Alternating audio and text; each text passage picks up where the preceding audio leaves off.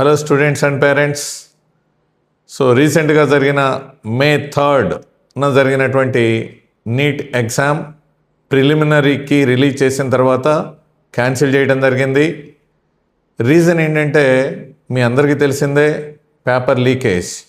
ఈ సంవత్సరమే కాకుండా ప్రీవియస్ ఇయర్స్లో కూడా ఈ రకమైనటువంటి లీకేజీల మూలన ప్రతి సంవత్సరం స్టూడెంట్స్ ఇబ్బంది పడుతూ ఉన్నారు.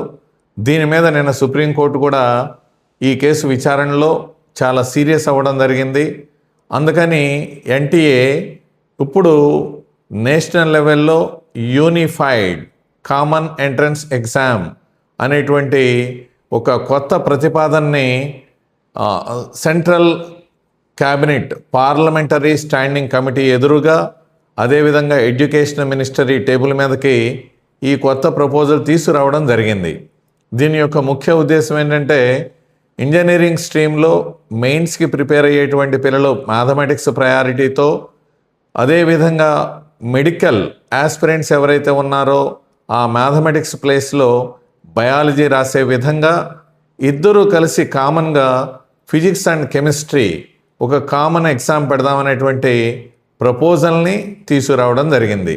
సో ఈ ప్రపోజల్ కనుక వస్తే, అంటే నెక్స్ట్ ఇయర్ నుంచే ఈ ప్రపోజల్ తీసుకొద్దామని, ఈ ప్రపోజల్ కనుక వస్తే డెఫినెట్గా మంచి పిల్లలు ఎవరైతే కష్టపడి చదివారో వాళ్ళందరికీ 100% జస్టిఫికేషను, ఈ పేపర్ లీకేజ్ గొడవలు లేకుండా ఉండే అవకాశం ఉంది.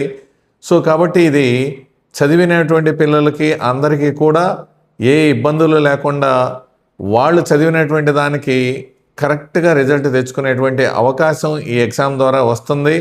అయితే కొంచెం ఫిజిక్స్ అండ్ కెమిస్ట్రీలు ఎంపీసీ పిల్లలతో కంపారిటివ్గా చూసినప్పుడు బైపీసీ స్ట్రీమ్లో ఉండేటువంటి పిల్లలకి కొంచెం అప్లికేటివ్ స్కిల్స్, నాలెడ్జ్ పరంగా ఇంకా థాట్ ప్రాసెస్లో డెవలప్ అయితే వీళ్ళకి కూడా చాలా మంచి జరిగే అవకాశం ఉంది.